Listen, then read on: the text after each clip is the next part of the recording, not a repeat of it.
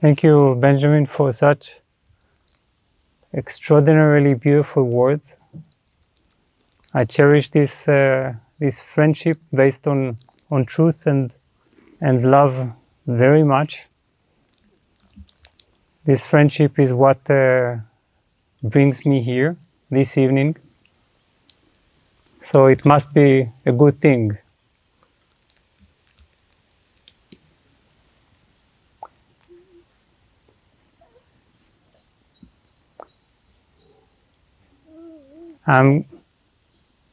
I join this event every year, and that's actually my one-time experience during the year of teaching outdoors, and that's also an exceptional experience.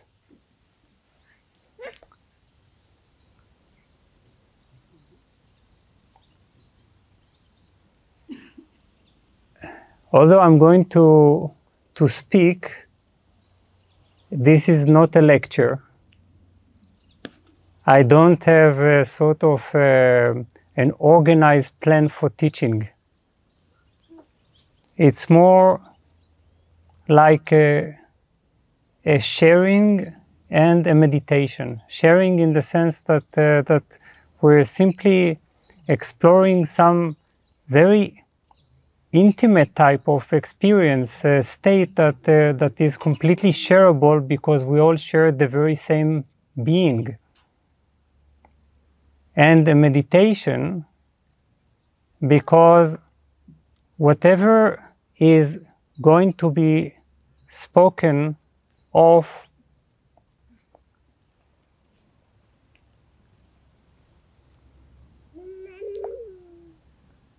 is just a pointer in the direction of meditation, which means that if we could, perhaps we could meditate while we're listening,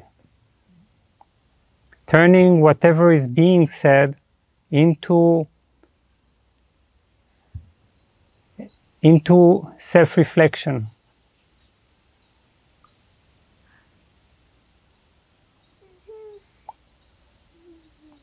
This means that if you're going to remain with your eyes closed, for example, for some time, don't worry about becoming disconnected from the lecture. It's all about listening, internalizing, understanding something from within as a description of your own inner reality.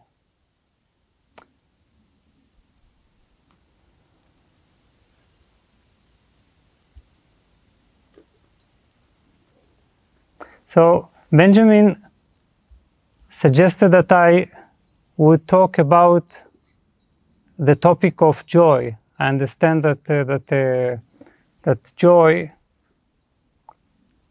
is a sort of an underlying or general principle during these days.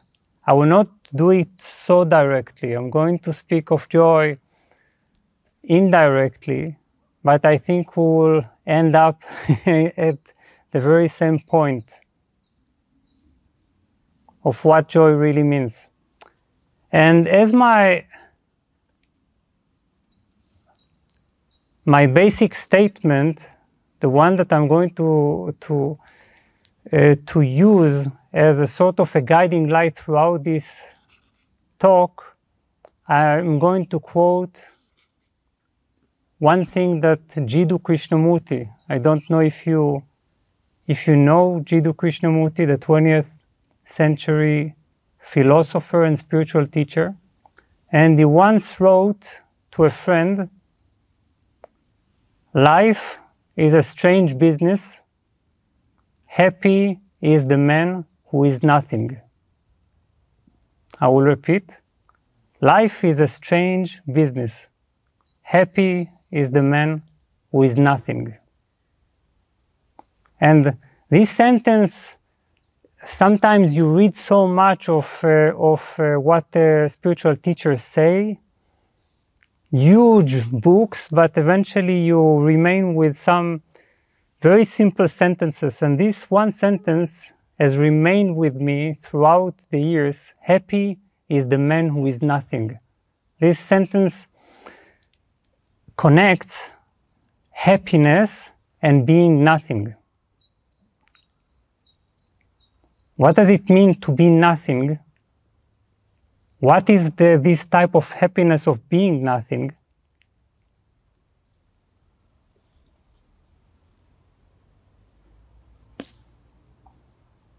Usually our joy, the joy that we seek, is the joy that we seek as a personality, the joy that we seek as something, as a someone. But here we are talking about a very different type of joy, a joy that is connected to the very opposite of being a nobody, a no one, nothing. And that's very much connected to the joy of meditation. The reason that we experience joy in meditation. But let's talk about it soon after a meditation, okay? Let's do some guided meditation. Of course, the meditation will be completely connected to the talk. And this meditation is, I call it being breath. Being breath as being someone who is being breathed by something.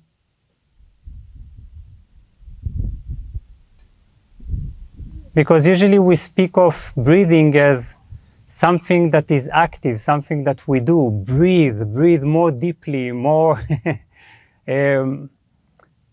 slowly. But here we are looking at breathing from a very different angle. So let's close our eyes.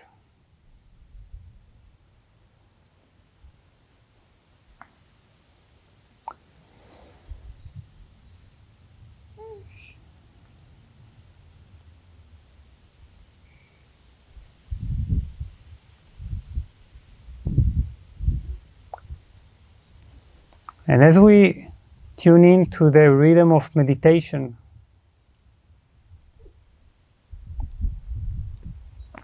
let's first simply turn our attention to the breathing process. The breathing process, just as it takes place naturally, effortlessly, through our nostrils. Constantly, air is entering into the nostrils and coming out the nostrils.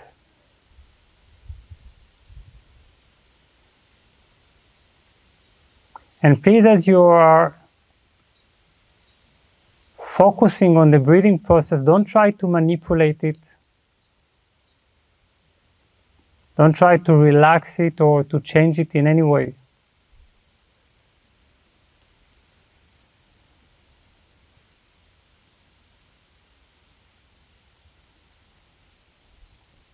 On the contrary, just become aware of the way it is naturally taking place without your intervention whatsoever.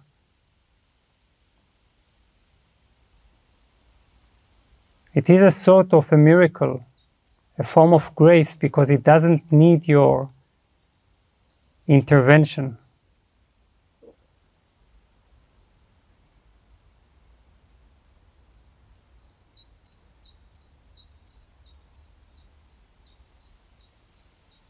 As long as we're quite healthy, we don't need to worry about the breathing. It is just like the digestive process that is automatic.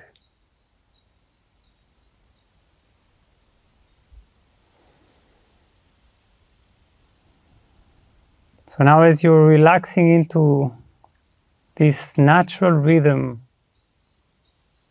of the breath, realize that you are not participating at all in this process. You're not doing it. This one activity, the most fundamental activity that keeps you alive.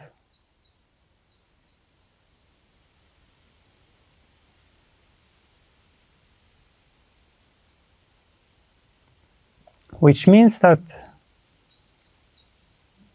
you're not deciding to live. Something else is doing it for you.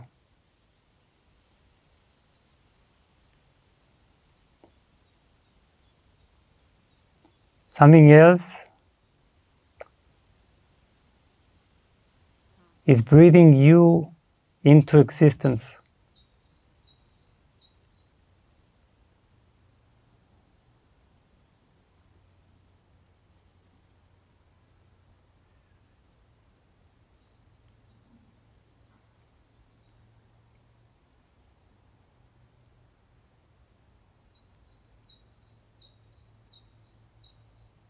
Just relax into this feeling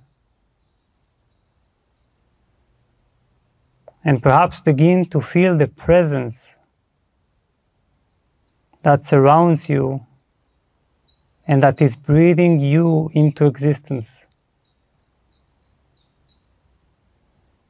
It is filling your nostrils and lungs with air. It is evacuating air from your nostrils.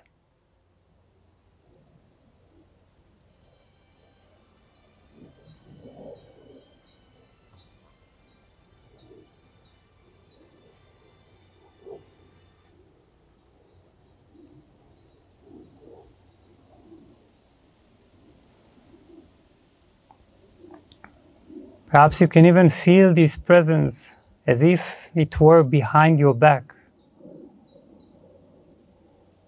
Something that is greater than you,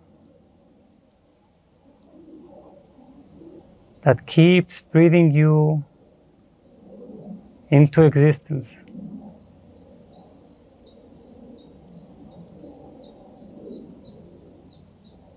Try to contact this mysterious presence.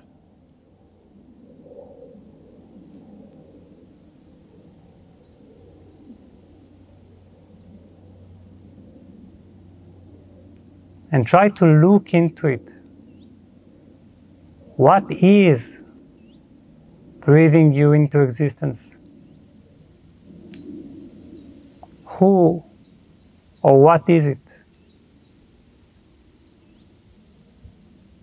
Who is the breather?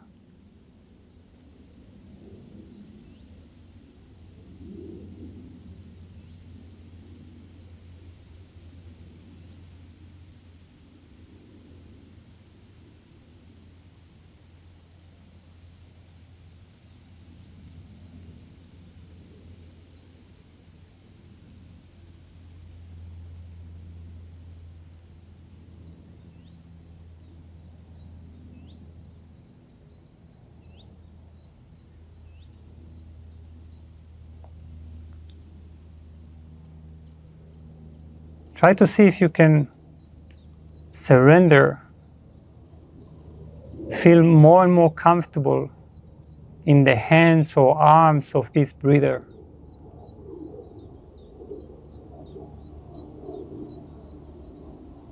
Feel how you're letting go into it.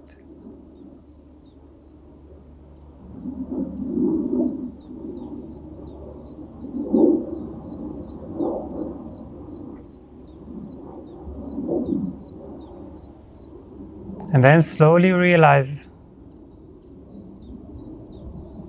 that this breather is also breathing all other sentient beings on this planet into existence.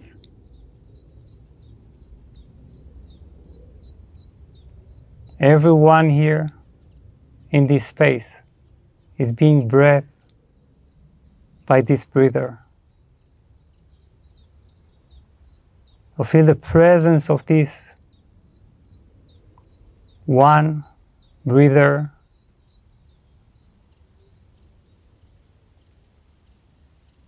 that is breathing everyone into existence with every in-breath, with every out-breath.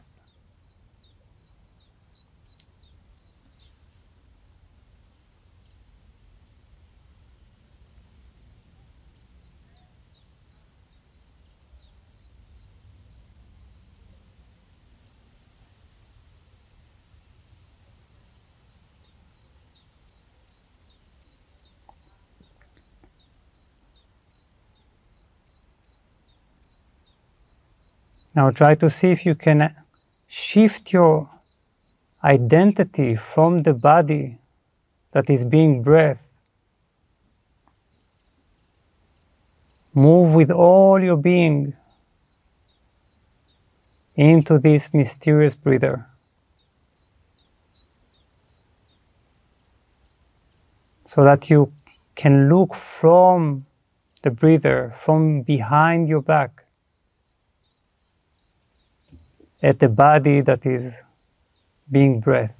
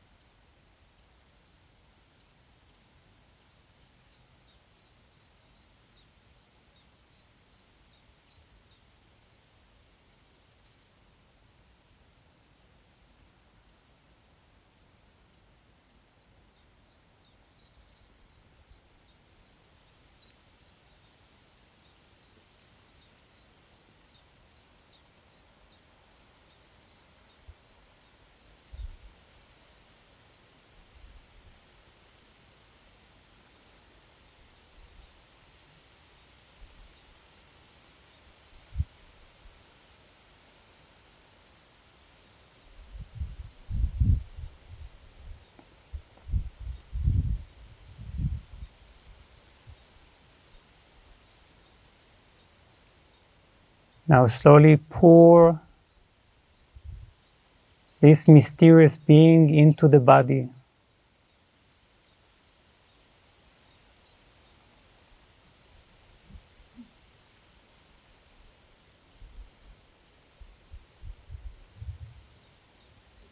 And bring your presence and attention back to the simple breathing process.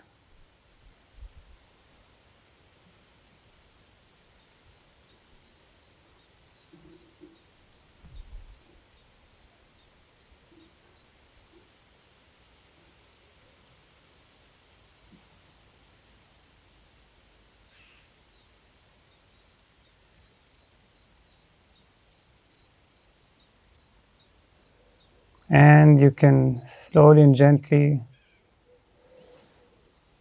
open your eyes and come out of the meditation.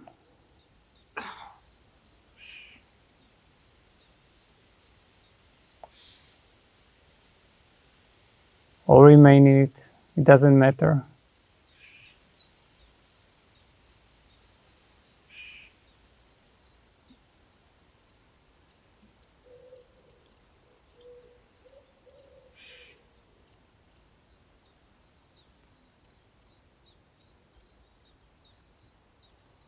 So for me, this meditation is like a form of prayer, because it is our way to recognize that that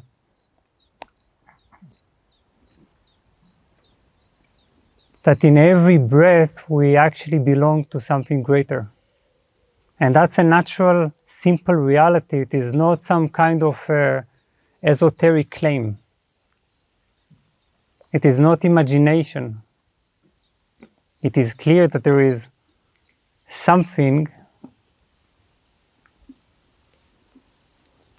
that is breathing all of us into existence, and recognizing it through the breathing is a very direct way of recognition.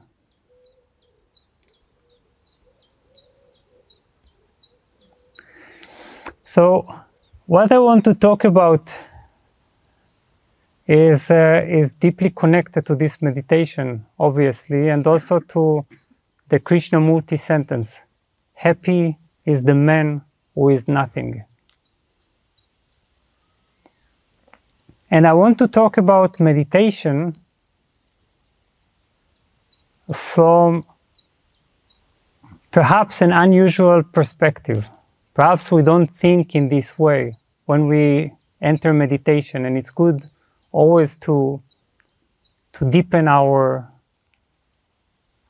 understanding of what happens when we meditate, why we meditate, and why we are becoming so happy when we meditate. And the perspective that we are going to talk about, and you will, at a certain point after I've stopped chattering so much, you will be able to ask questions and to share, and I welcome that very much. What I want to talk about is the perspective of meditation as true humbleness. True humbleness that we can also call blissful insignificance.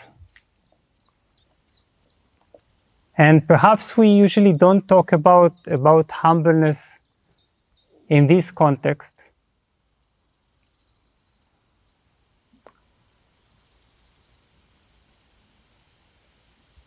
But it is actually can be a very beautiful and authentic experience in meditation.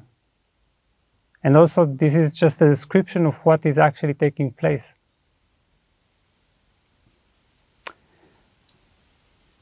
Many years ago, when I was 21 years old, which means 20, or maybe it was, yes, 23 years ago. Sorry. Yes. Don't worry about the time. Then I participated in a silence retreat. It was in Sinai, in the Egyptian desert, which is quite an extraordinary place. And I took the silence very intensely. I remember that the day before, the night when we entered the silence, for me it meant like dying. I took it so passionately, so totally, that I said to myself, perhaps I'm not going to come out. Perhaps that's the end. I'm not going to speak anymore. I'm not going to communicate anymore. Let's die into this retreat. And in this spirit, I entered. And then one morning we slept in tents.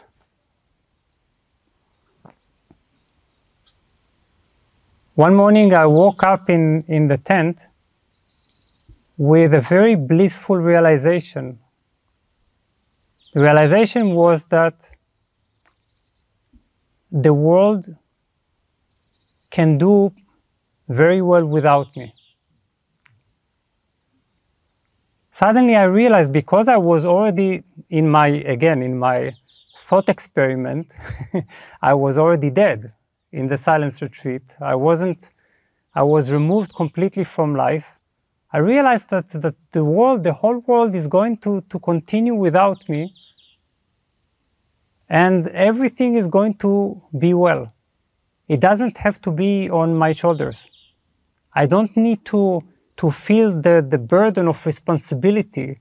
The world doesn't need me to manage it through my thinking. It's doing really well.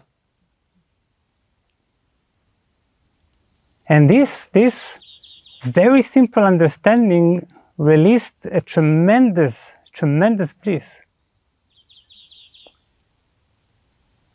tremendous lightness.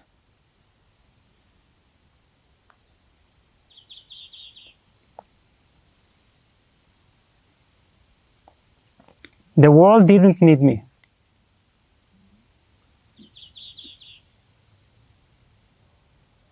This is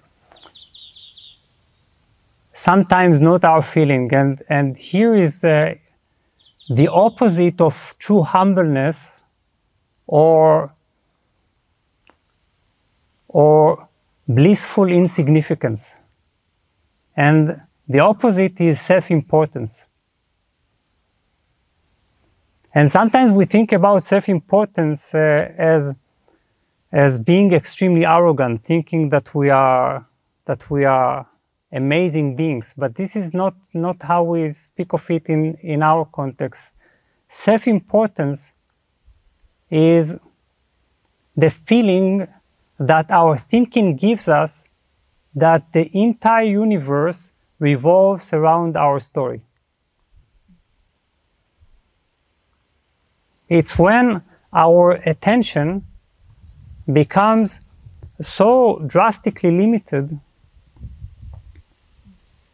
that it seems to us through our thinking that all that exists is our story.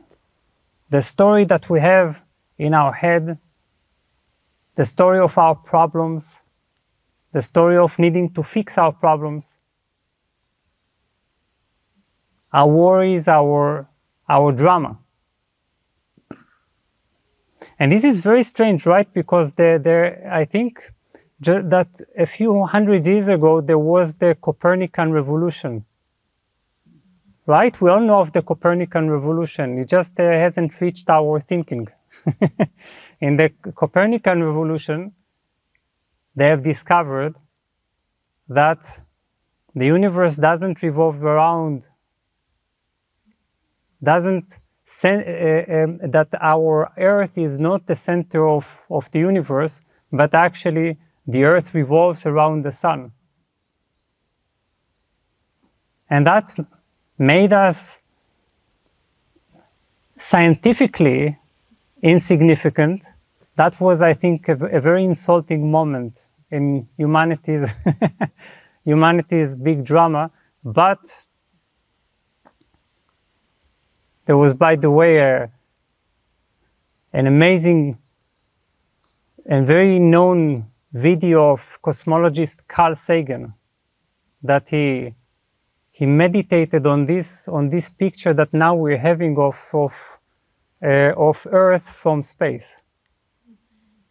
And he said how from space this huge drama of humanity is actually a tiny dot. He called it the pale blue dot. And he encouraged us to meditate like that.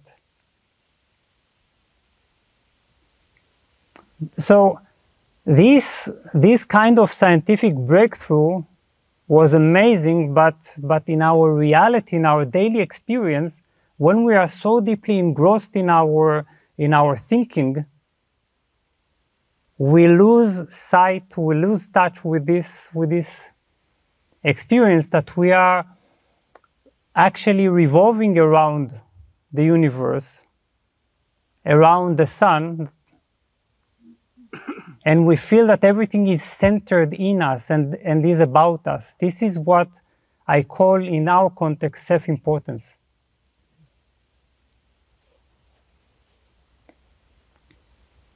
Now, why do we have this sense of self-importance? I don't want to be very detailed, but let's just say what we have in our mind, this endless activity of thinking, I call it the thinking machine. I call it the thinking machine to make it clear that it's something that is not us. It's not our thinking. It's not our thinking machine. It's a sort of a mechanism. And this mechanism, it started as a survival mechanism. What it did, what this thinking was responsible for, is to show us all the time what are the dangers what dangers lie ahead, you see? What problems might be, that we could anticipate problems. And that was a huge thing for us to have. And it is a huge thing for us to have. But then it has lost control. So when it is now completely out of control, it all the time points out problems and how to solve them. Problems and how to solve them. This is how we get into the strange problem consciousness that we have, even if everything is quite okay. We can walk around completely danger-free and still feel that something is this kind of existential anxiety because of the thinking machine. That is not ours. Just a mechanism that got out of hand.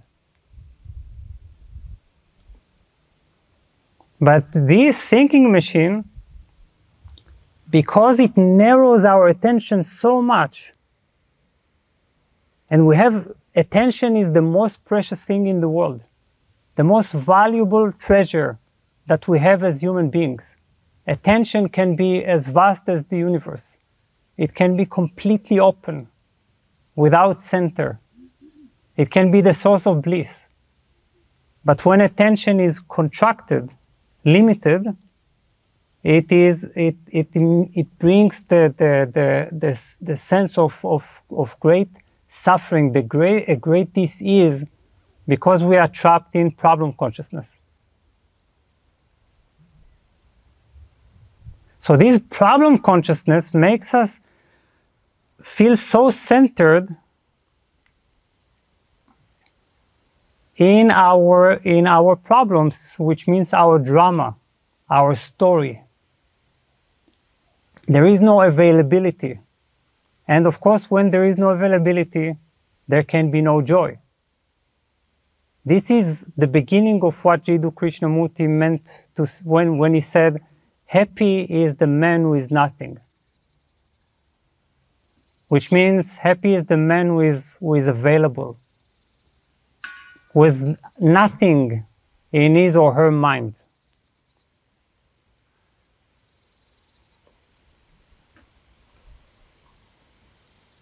So we have this constant fixation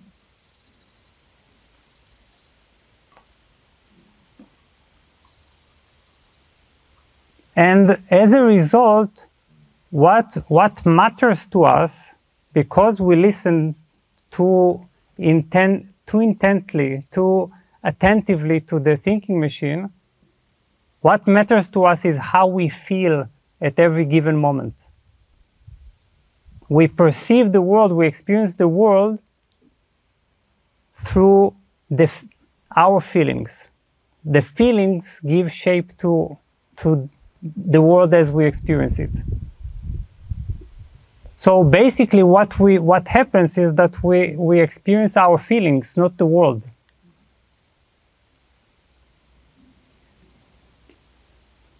And how this experience makes us feel, and that experience makes us feel.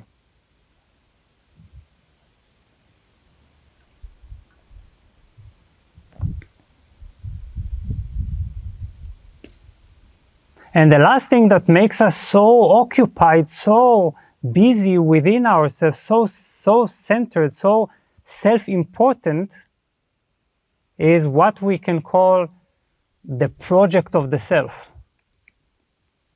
Surely we all know, perhaps the term is strange, but the project of the self that we're invested so much in building a self that will be special, or that will stand out, that will achieve amazing things, or that will become completely fulfilled and completely happy.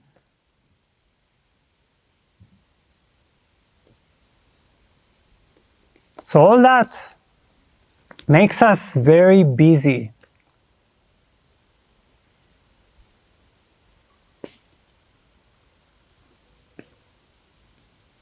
Now, on the other hand, there is humbleness.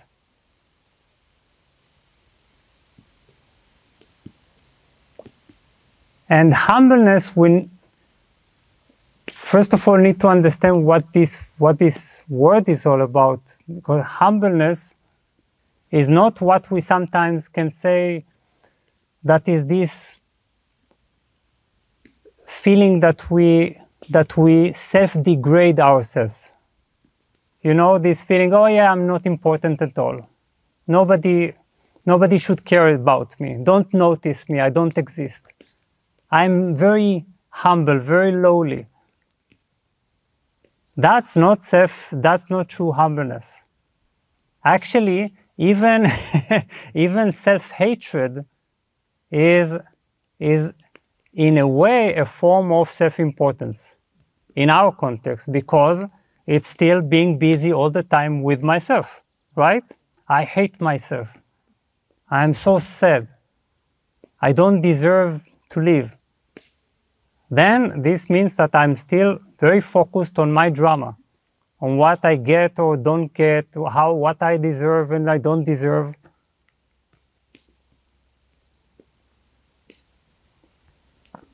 And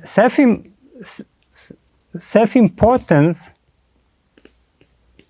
is exactly what we are dissolving in meditation.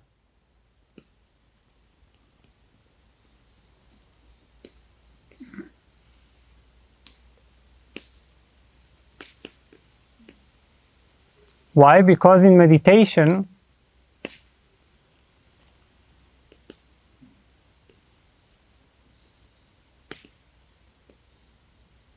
we realize that in reality, we are not so important. Our story doesn't matter so much. This doesn't mean, of course, that we are moving to a sort of an irrational state in which we stop taking care of ourselves because we're not important. But we dramatically need to balance the sense of self-importance of our thought, because thought, the thinking machine, is by its very nature self-importance.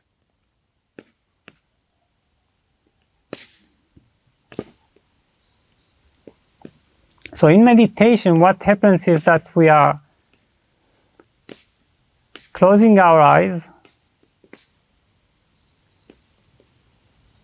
and by detaching from the thinking machine,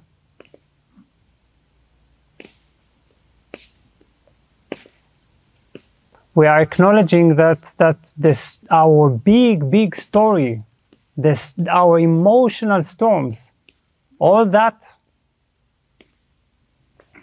is also in the very same way completely unimportant. It is passing by its very nature.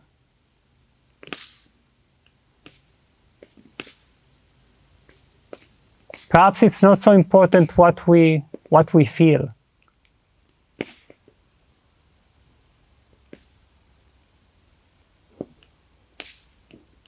You see, because of this thinking machine, we have lost the feeling that we are just as important as a rock or a stone.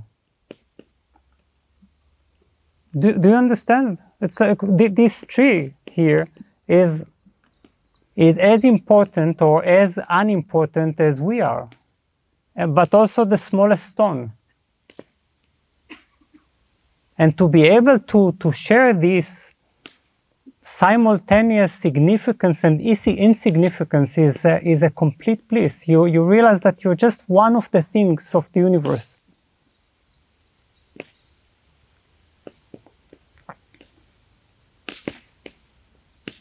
So what happens in meditation is that your being, you begin to revolve around something else. You can call it the sun of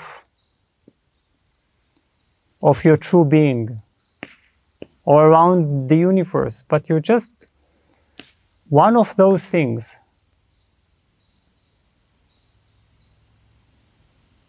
And you also begin to experience what it means to be a nobody, nothing, not important at all. to such a degree that perhaps nobody will ever hear about you. You understand? Will never know about you. Never known. Forgotten.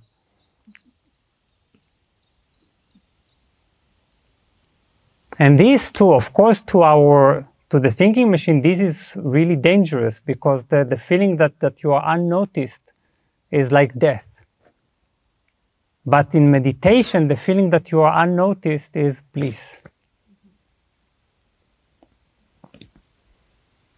Do you know the legend of Lao Tzu?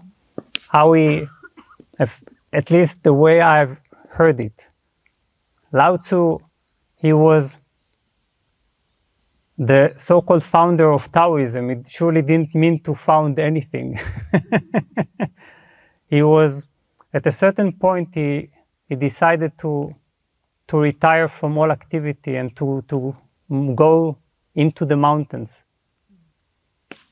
And then the legend says that just because he was recognized as a great wise man, the guard, the officer, begged him to just, before he moves into the mountains, to write something, to leave some kind of, to leave his knowledge behind. So then Lao Tzu sat and wrote the Tao Te Ching, this small book, and left it there, and didn't care about it. He just left into the mountains. He didn't even imagine that this would become Taoism, you see? A whole tradition, complex, with teaching and teachers. So this ability to go into the mountains, to leave everything behind, to abandon the sense of self-importance of thinking,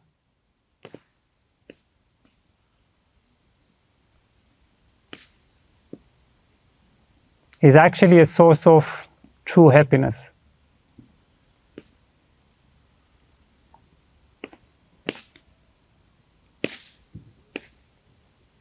When we go deeply in meditation, we realize that inside us, deep inside us, we are not different from pure space.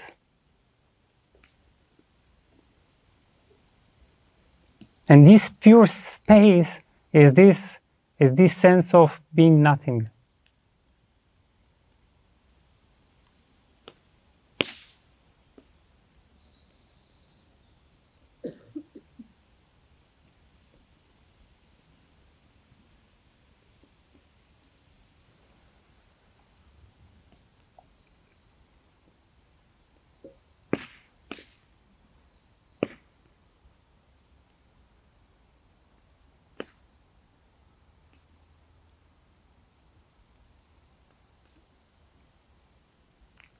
Then it continues when you begin to practice it also outside your meditation. You walk on the street, or you walk in the forest, and you allow yourself to experience that there is nothing that is walking there. It's not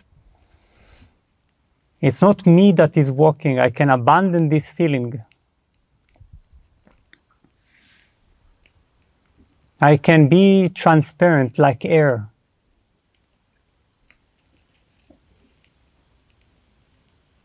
Not occupy the space, not look at everything the way it reflects on me, on my feelings, on my thoughts. But really meditate on unimportance, insignificance.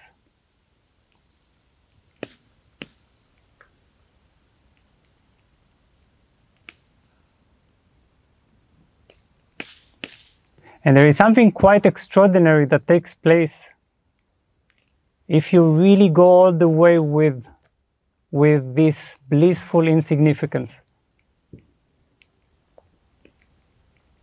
Because when you are nothing, when you are really nothing, you realize that you are also everything.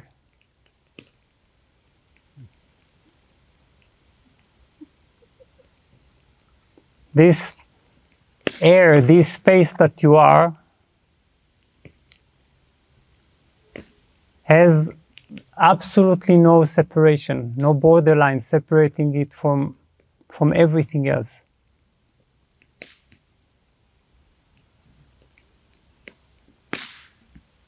And I think that this kind of humbleness is exactly what is keeping us from feeling amazingly self-important when we feel that we are everything. Do you understand? Because that could be completely megalomaniac, right? I am the universe. This sounds so great, but actually, at the same time, you are really nothing. You're a rock. You're a stone. You're a tree.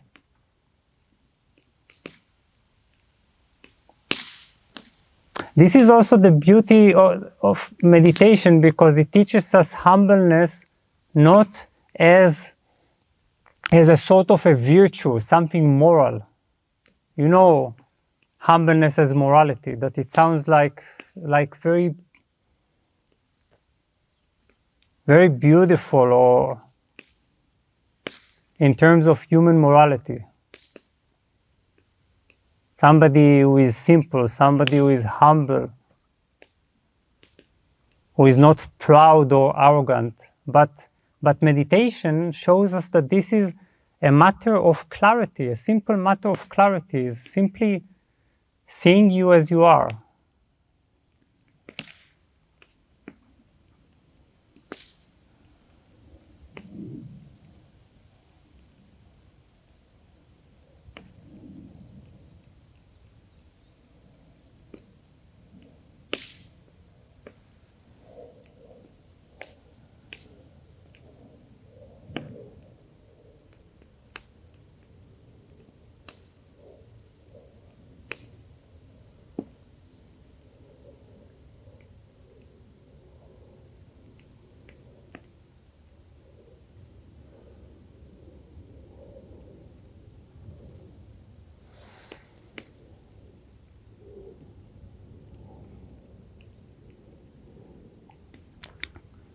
So let's see if you have questions.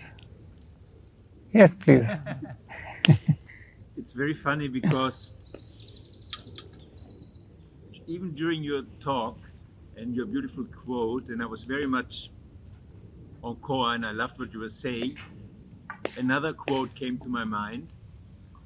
I think it's Sri Nisargadatta Maharaj, I think. And it's something like, to know I'm nothing is wisdom, and to know I'm everything is love. Something like it. And exactly like it, yes. Kind of came to the same point, so it's very funny, you know, that but I'm very curious about this point, about this everythingness also, you know. Maybe you can talk a bit more this, and also in this connection, that being love, you know. So you say, this is exactly what Nisargadatta Maharaj said, that to know that I'm nothing is wisdom, and to know that I'm everything is love. Yeah, something like that. Yes, yes, yes. And that's this sentence, I think, contains probably everything that one ever needs to know about the spiritual life, about spiritual self-realization.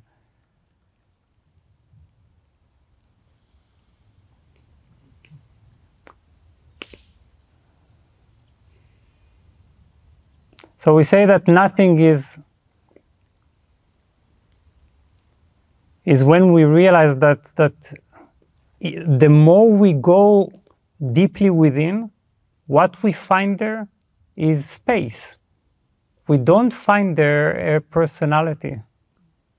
There is sometimes the instruction, go into yourself. And then sometimes we think that we will find there some very solid and amazing self. This is what we are expecting to find, because we are entering into ourself. this could seem like another form of extreme self-importance, because now we are completely engrossed in ourselves.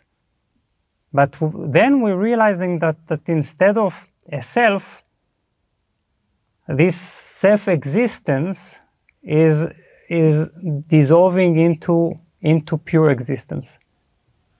And in that sense, there is absolutely nothing there. Absolutely nothing. The personality is so peripheral, it's a made-up thing. It's simply the sum total of thoughts and feelings and memories, but there is no person. That is the first part. I realize that I am nothing. That is wisdom. It's the penetrating wisdom of the third eye. You look deeply into yourself all the way just to realize that there is no self, that there is absolutely nothing. And that's, again, it sounds, to the ego, it sounds dreadful. But to our being, this can only be responded by a flood of bliss, actually uncontainable bliss. It's a release. Then there is the other part, because this nothing is also the beginning of the space that actually includes the entire universe in it. You see, the reason that we have the feeling of somethingness is because the attention of our mind, within our mind, is so narrow.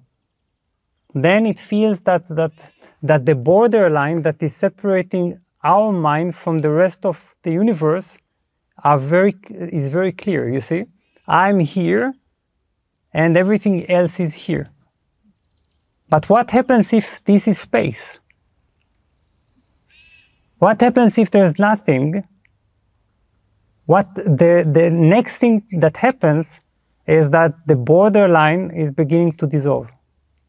You realize that this space and this space are just one. Do you know where your mind starts? Meditate on it once. Can you find the edges of your mind? Where it begins? Essentially, it has no location. It is non-local, because there is no, as long as you cling to the feeling my mind, there is a feeling of my mind. But it's just that one thought. You drop that, you can never see when it ends. And that is where you begin to realize that there is just one space, or that there is just one mind. And that within this mind, the whole universe appears. And since this is only one mind, it is also your mind.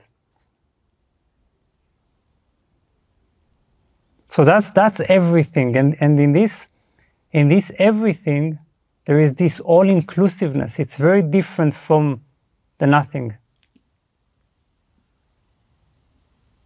It is embracing. As much as you are nothing, you suddenly can identify yourself in all beings. Because you don't stop here.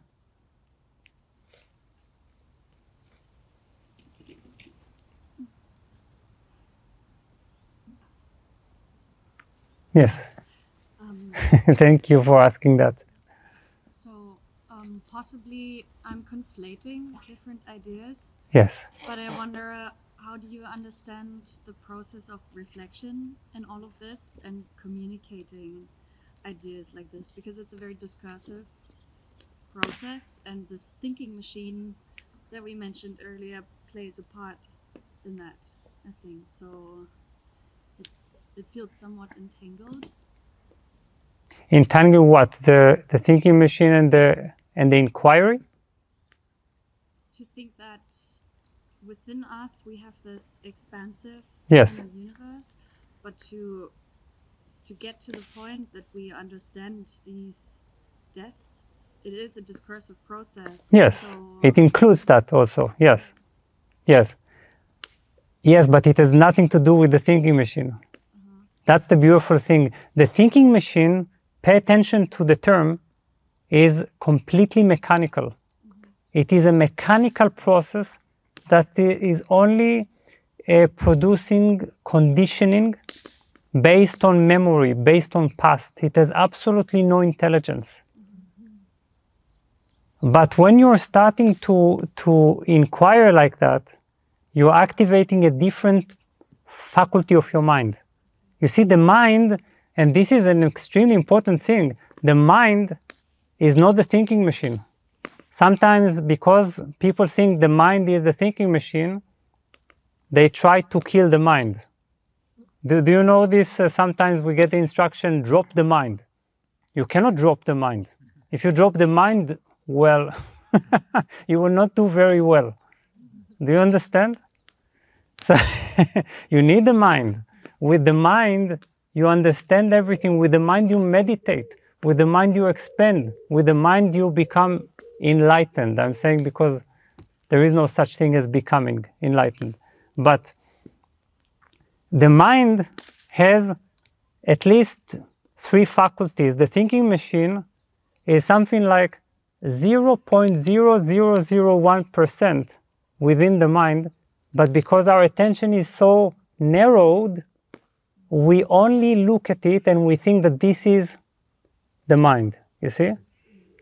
Outside this tiny island, there is a tremendous faculty of intelligence, spiritual intelligence, and philosophical intelligence. It's the part of the mind that is impersonal, that goes beyond the person, that can contemplate things, that can liberate it. You see? And this is what we need, this intelligence. But even this intelligence is a tiny part of the mind, because most of the mind is endless vastness. 99.999% of the mind is just vastness, is space. And this is why we can only realize the full reality of the mind through silence. So you see, so silence and inquiry that comes from intelligence, they have nothing to do with the thinking machine. It cannot touch it.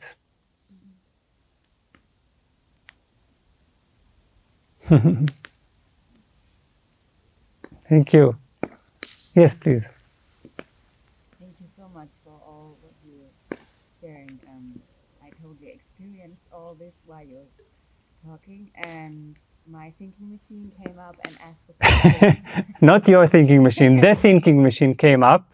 It's important to say that, because only when you say the thinking machine, it is just something that you observe, because my thinking machine and your thinking machine are exactly the same. We personalize our thinking machine, make it a sort of a pet. You see, we live with it, we cultivate it, we personalize its tendencies and make them our own, and then it becomes my thinking machine. So the liberating process is saying the thinking machine. Yes, so the thinking machine came up and said, and asked the question, how come, or what is the difference between being breathed yes, automatically and having an automatically thinking machine? Isn't that the same? My body is some sort of a mechanism too. that's a very good question. Yes, we have on the one hand breathing process and digestive process.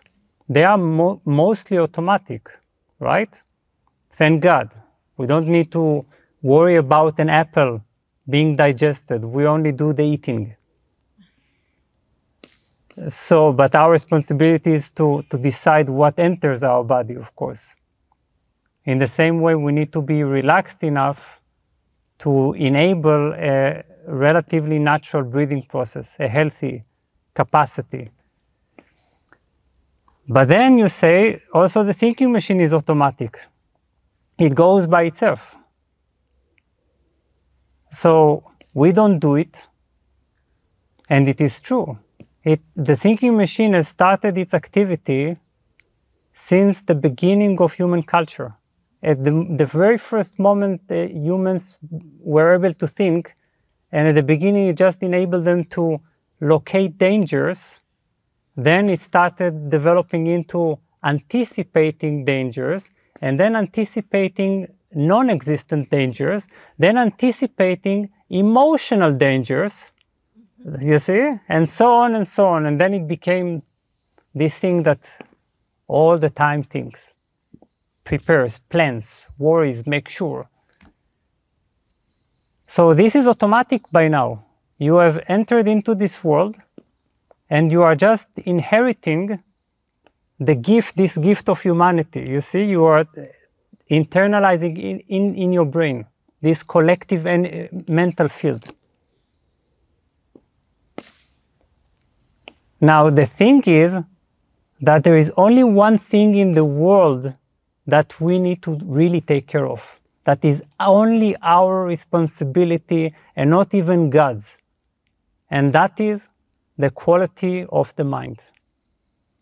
That's the only thing that is what we are. It's like our little garden. You don't understand? This mind is the only thing that we really can control.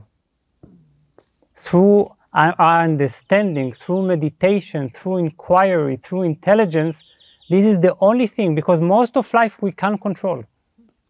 Our thinking machine tells us, no, you can control everything. You can control everything, so you need to worry about everything because you can control everything. Most of life we cannot even slightly control. But what we can control is how our mind is, if it's free or not. That's a total freedom. So our ability to detach from the thinking machine is the one non-automatic thing that we surely can do. You see? It's moving away from the automatic, because automatic is wonderful that you wake up in the morning and you don't think, I need to brush my teeth, right? Nobody thinks every morning. Imagine that. Every morning you need to remember how to do stuff. You wake up, you go and you brush your teeth and you don't even think about it. Right? That's most of our life is automatic, and that is good. Is habit. But in spirituality, you do the one non-automatic thing, one non-mechanical thing. That's the only thing that needs to be non-mechanical, alive, new, fresh, untouched by habit, unconditioned.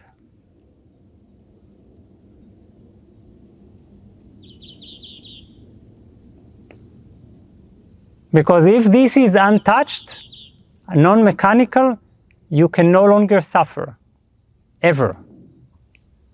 That's clear, right? That's what the Buddha said. Whatever happens, you cannot suffer anymore, because you have taken care of your garden. You are free from conditioning.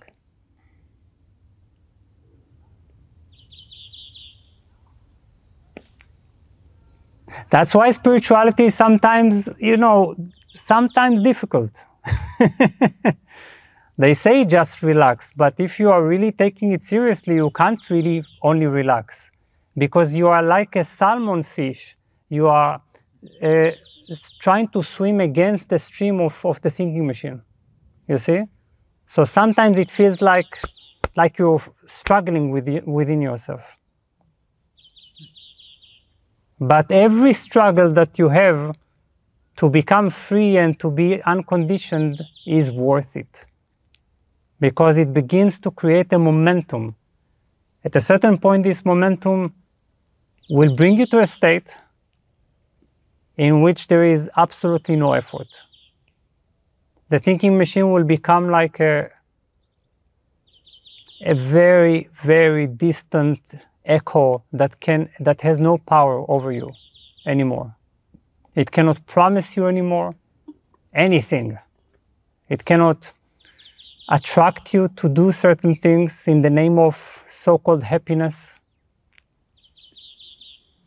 because you are already happy. Because you don't listen to it. Yes, please. I don't know. You will ground me with time, right? Yes, because we can continue forever. Yes. I guess it was the thinking machine when you just said that if we are able to take care of our mind as the garden, then Yes. we will no longer suffer. Yes. Could you repeat the question, please? Sorry. I'm saying, you just said if we are taking care of our mind as a garden, then we will no longer suffer. And the thinking machine was wondering how you connect that with the feelings. If we are no longer suffer because we take care of our mind, Yes. then the feeling of suffering is no longer there. But what about the feeling of happiness? How is that connected or not connected to the garden? You know what I mean? Yes. Yes. Yes. So you say, it's like if we are taking away the suffering, we're taking away everything. Yeah. that's exactly what the thinking machine likes to say. Yes. It always likes to warn us about how terrible it is on the other side. Without it, it's like you will not survive without me. I'm your feeling center. I'm your emotional center. I'm connecting you to the world. I'm connecting you to life. Don't listen to this guy. What does he know?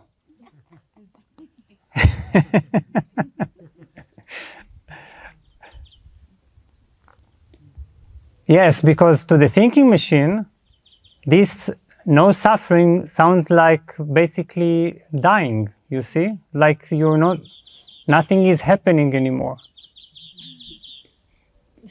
And this is the wonderful thing about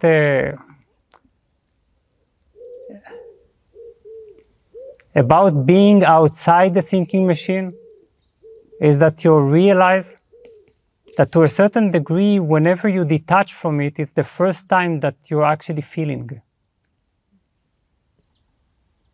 You're actually feeling the feeling of love, for instance, is discovered as something that has no opposite.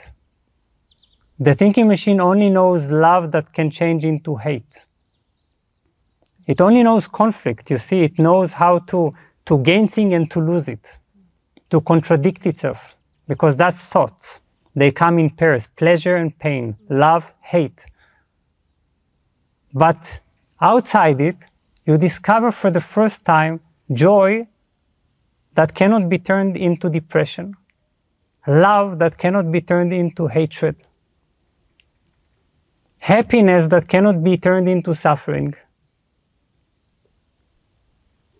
oneness that cannot be turned into separation, and so on and so on. And so that's, for the first time, you're realizing that your heart can be a spring of extraordinary feelings that have nothing to do with the world. You see, they are not triggered. They don't respond, so they don't turn off when the world turns off. That's how you access, for the first time, what we call unconditional joy, unconditional love, unconditional happiness. This is real. But for that, we need to discommunicate with the thinking machine. We don't need to kill the thinking machine. The thinking machine only knows conflict, as we heard, right? So if we think about it in the wrong way, we think of killing something, fighting something, but it's simply not giving the power to that. And then you ask, so now who would I be without it? Without, I don't know, without this thought that without suffering also all the other emotions will go. And then you're starting to realize that there is some bubbling joy inside you, some available opportunity that the thinking machine cannot touch.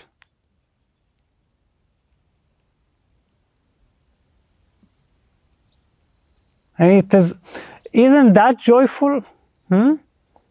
The trees, the clouds, the birds, everything is exploding with vital energy.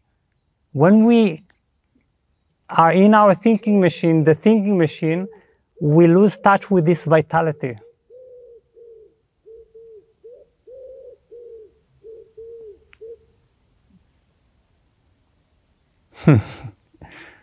But we are part of this vitality.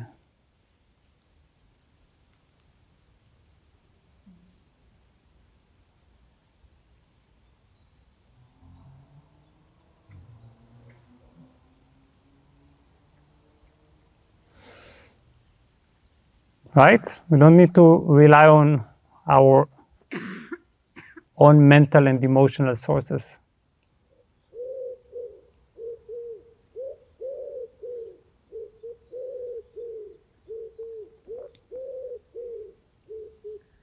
Yes, please.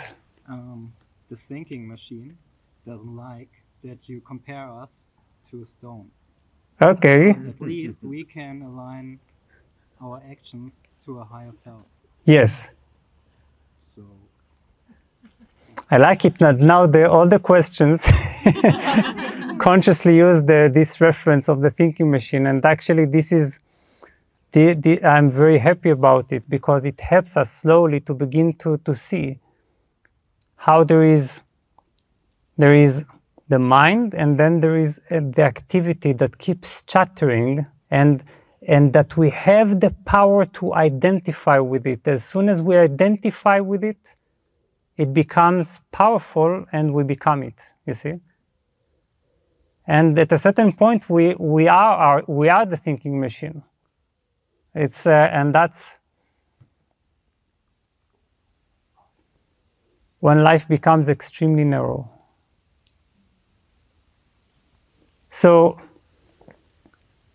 but we gave it the power, and this means that we can only also take away the power.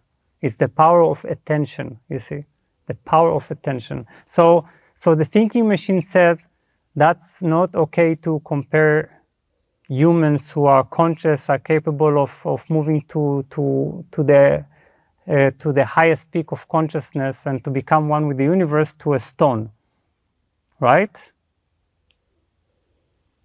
And this is again the fact that our the thinking can only think in extremes, in opposites. You see. So when we listen to that, the thinking says, he just said that we are like stones. You see?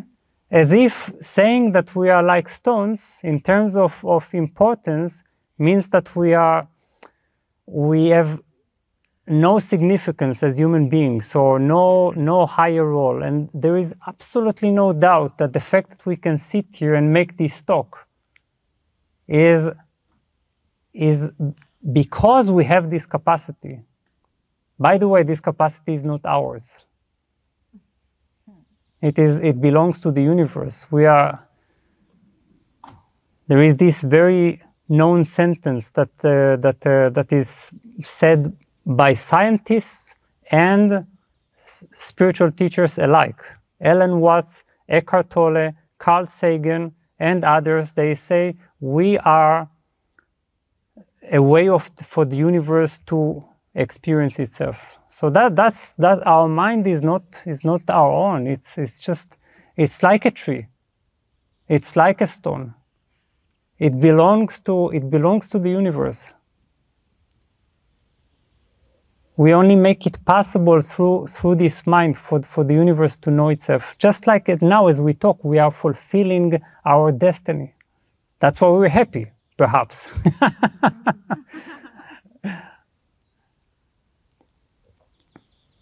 So we think that this must come at the expense of the other, you see? But what I said before was a certain perspective that helps us to realize that at the very same way we are just as insignificant or just as significant as a stone, you see? That's it. So it's simply a way for our mind to contact this simplicity, you see? There was, I used to be, when I used to live in Israel, I used to be a friend of an amazing author, an amazing writer. He wrote unbelievable books of deep philosophy and poetry, we walked near his house, and he pointed at a cat. The cat was walking there, and he said, "You see, for me, this cat equals the entire history of humankind." And I was just 19 years old. I was completely ignorant. I think that only now I understand what he meant. But what he meant was to point out that the largest things in the universe are also found in the smallest things.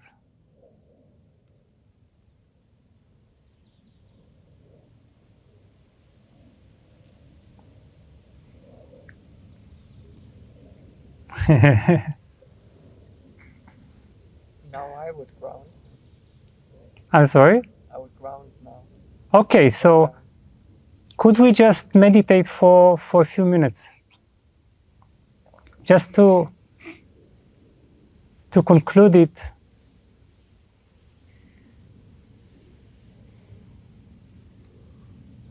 And what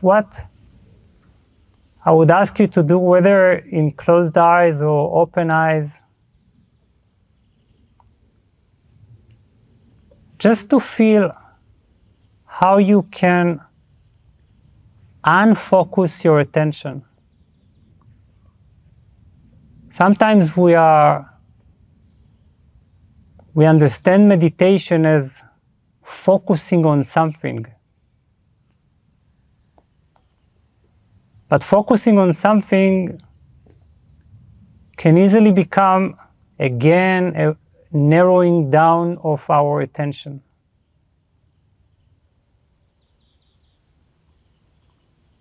In the deepest meditation, we unfocus.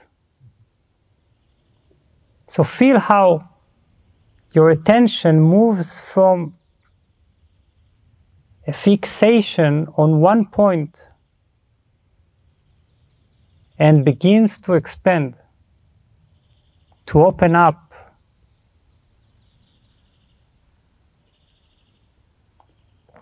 Without one particular object, one thought, one emotion,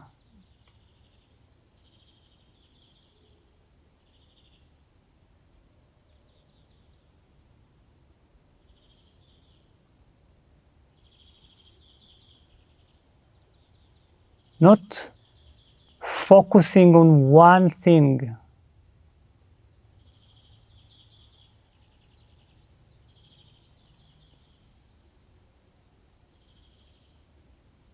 but just softly opening it up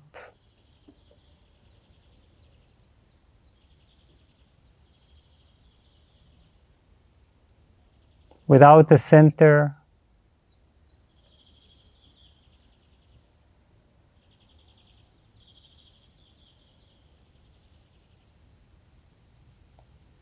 And without limit.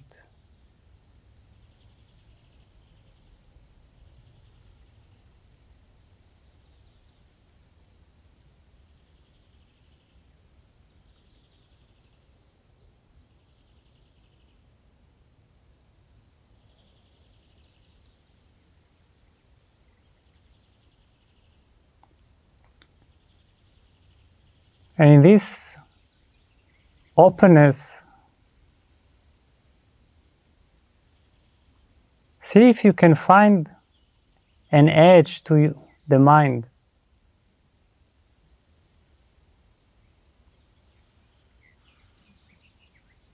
Does it stop at the edges of your skull?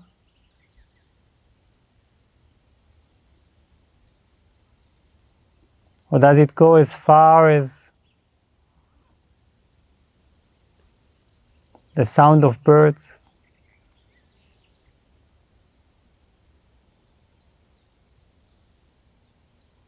The vast sky above the head?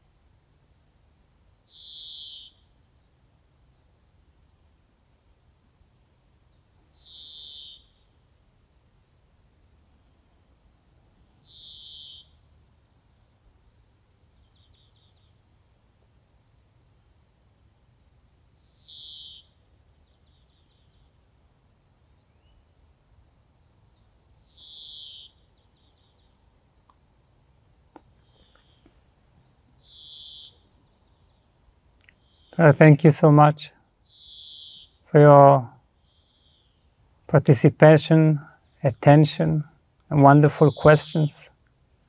Thank you.